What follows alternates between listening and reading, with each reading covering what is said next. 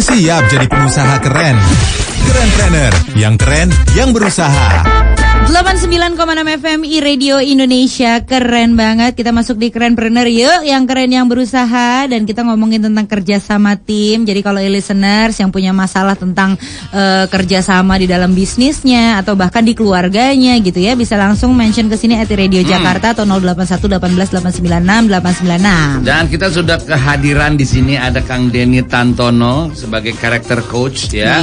Dan dia sudah bekerja sama dengan banyak banget perusahaan yang dan juga melatih karyawan-karyawannya juga. Benar, dan ini adalah owner dari Maxima Impact Indonesia ya. Selamat pagi Mas Denny. Selamat pagi. Apa kabar?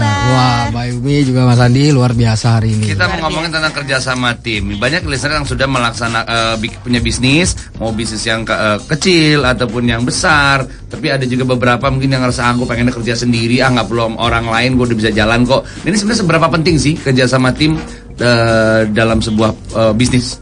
Oh, kalau bicara soal kerja sama tim, itu sangat penting untuk membuat supaya bisnis kita bisa berkembang jauh lebih besar dari apa yang sekarang kita kerjakan mungkin ya. Nah, mungkin kita harus tahu dulu terlebih dahulu Mas. Mbak, kerja sama tim itu apa sih? Ya, kerja sama tim itu adalah sebenarnya sebuah sistem dalam sebuah pekerjaan ya, yang dikerjakan oleh 2 orang atau lebih yang mempunyai tujuan yang sama. Sehingga dengan apa yang mereka kerjakan itu ujung akhirnya adalah tujuannya harus tercapai. Itu dulu. Itu definisi dari sebuah kerjasama dalam sebuah tim. Tim gitu ya. Yes, betul. Nah ini kalau ngomongin soal kerja sama tim itu kan artinya 2 atau lebih orang-orang yang punya kemampuan berbeda tentunya. Yes, karena betul, kalau 2 orang bos, 2 orang atau 2 orang sekretaris doang, misalnya orang yang cuma bisa manajemen doang, misalnya tapi nggak ada jadi leader gitu, itu berantakan juga. Nih untuk memilih teman sebagai tim itu apa kriterianya? Kalau bicara soal memilih teman, sebenarnya ini bicara tentang kita juga harus banyak belajar tentang mengerti akan orang lain. Kan selama ini nih yang kita tuntut adalah orang lain harus mengerti saya nih. Lu harus tolong dong ngertiin gua dong. Gua nih kayak begini kondisinya. Kita berharap semua orang mengerti akan kita. Itu salah. Menurut saya bukan salah, tetapi ada beberapa hal yang harus mungkin kita perbaiki. Jadi sekarang ini kita harus belajar sebenarnya bagaimana kita harus mengerti akan orang lain. Itulah yang membuat kenapa akhirnya tim kita menjadi jalan ya. Betul, kuat. Jadi yang dimaksud dengan nanti memilih orang itu ya kita harus belajar mematikan kalau saya bilang keinginan kita pribadi untuk kepentingan bersama atau kita sebut dengan ego. Oke, tadi Sandi sempat bilang katanya, gue bisa kok ngejalanin bisnis gue sendiri juga jalan gitu. Apakah bisa sih sebuah bisnis dijalankan sendiri tanpa ada kerja sama tim? Kalau mau ditanya bisa atau tidak, bisa. Tapi pertanyaannya begini, apakah itu akan jadi maksimal atau enggak? Makanya saya namakan perusahaan saya adalah Maxima Impact Indonesia karena saya berharap begini, orang bisa maksimal, tim bisa maksimal. Nah kalau kita mengerjakan sesuatu dengan sendiri sama dikerjakan dengan bersama-sama, itu akan ada efek yang besar. Ini ada satu pepatah mengatakan dari Afrika yang berkata begini, kalau Anda mau jalan cepat, jalanlah sendiri.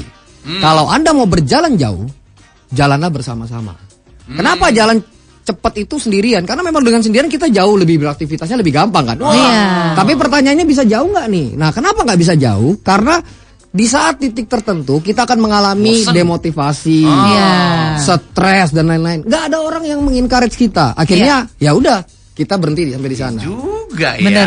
Tapi kalau kita berjalan bersama-sama pada saat kita lelah, capek dan banyak kali hal-hal yang terjadi mungkin yang nggak buat diri kita nggak nyaman. Ada teman kita yang motivasi kita. Betul. Ayo dong, ayo jalan. Yes, betul, gue bantu betul, ini betul, deh, gue betul. bantu itu deh gitu. Makanya ya. lomba maraton itu selalu rame-rame ya. Kalau sendiri bukan lomba maraton, Iya. kabur.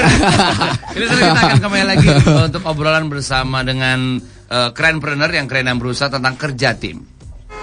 Masih pagi-pagi Sandi Ayumi bikin gue jadi orang yang lebih keren.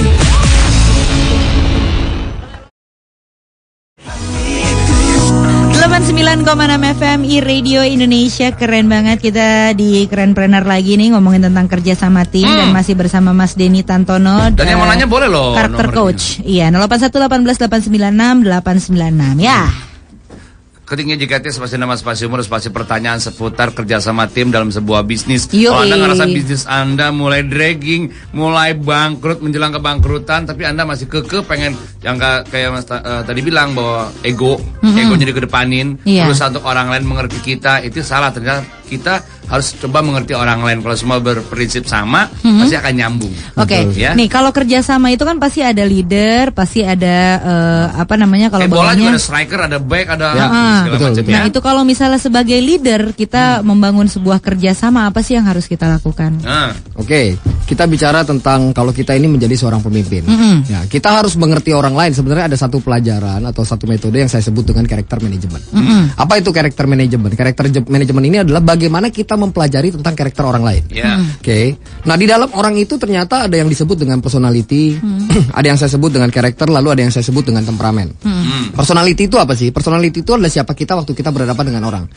Oke, karakter itu adalah siapa kita sesungguhnya pada waktu kita lagi mengalami tekanan, lalu siapa kita sesungguhnya pada waktu kita sedang dipuji. Jadi ada dua nih, karakter itu akan muncul. Bahaya, yang terakhir paling bahaya. Jadi ada orang yang ditekan kuat, tapi begitu dipuji dia lupa. Akhirnya dia hancurnya gara-gara dia terima Dipuji ya? pujian, betul. Iya, iya. Lalu ada temperamen. Temperamen ini based on DNA kita. Jadi ternyata waktu kita diciptakan itu kita mempunyai DNA.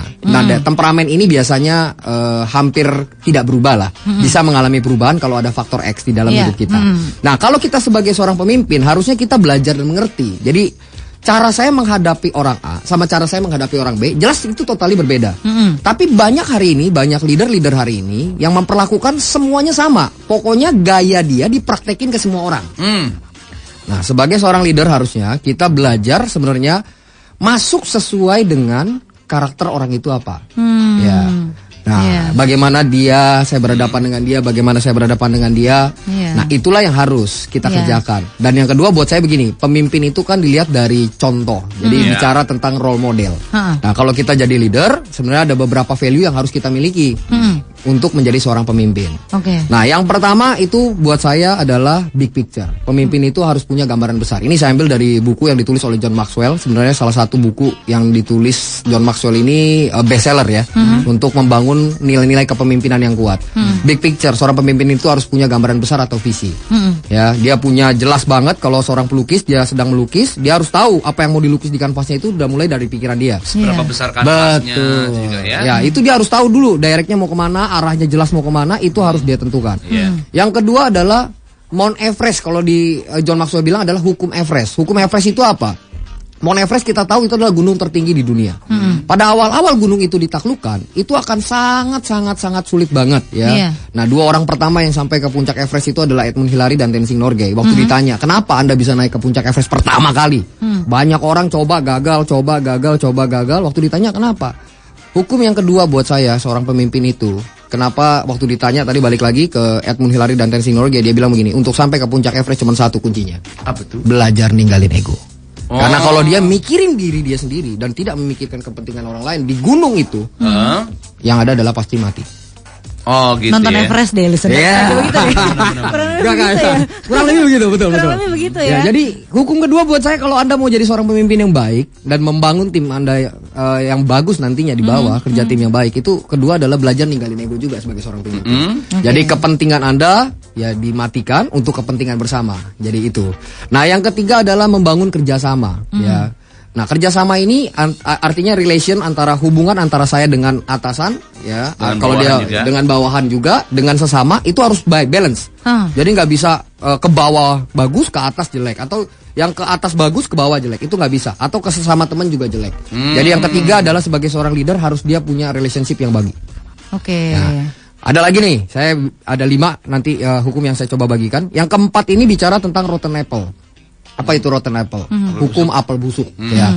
Kalau bicara tentang apel busuk, satu apel yang busuk saya jadikan dengan 10 biji apel yang masih dalam kondisi baik. Itu kalau digabung, nggak pernah ada sejarahnya yang busuk itu jadi baik. Yang ada yang baik jadi busuk. semua. Nah, ini bicara tentang positive thinking. Sebagai seorang leader, kita juga harus punya pemikiran yang positif.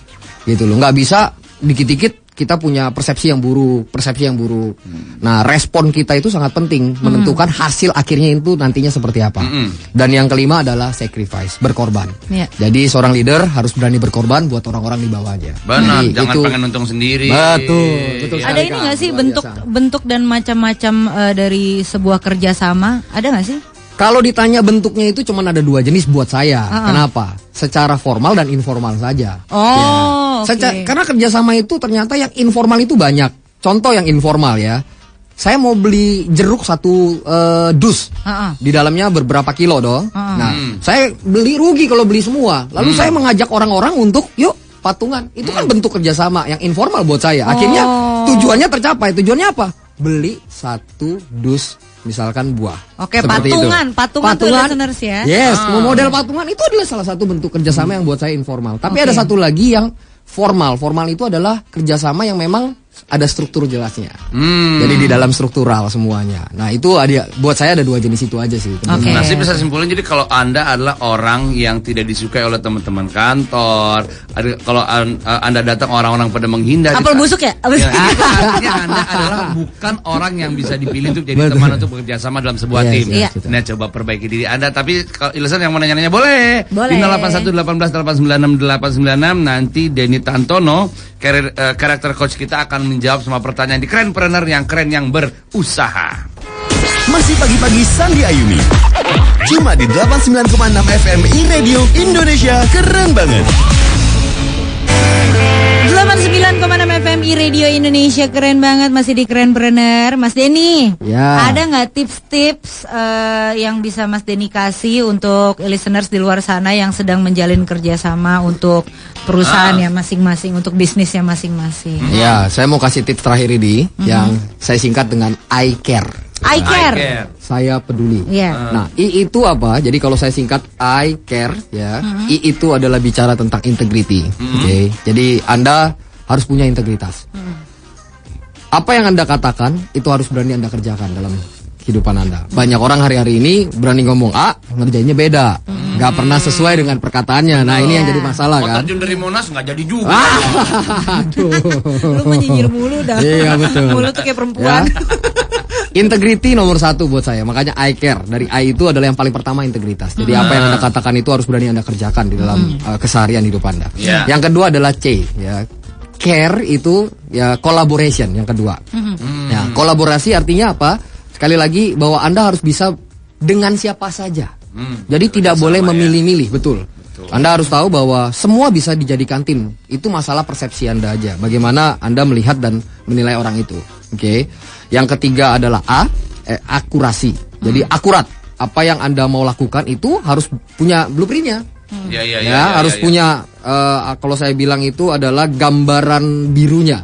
Jadi kalau Anda mau bangun sesuatu, kalau nggak ada gambaran biru kan susah. Iya. Yang keempat itu responsibility. Anda harus berani bertanggung jawab. Jadi kalau Anda mau tim Anda berhasil dan kiat-kiat membangun sebuah tim, salah satunya adalah tanggung jawab di dalamnya.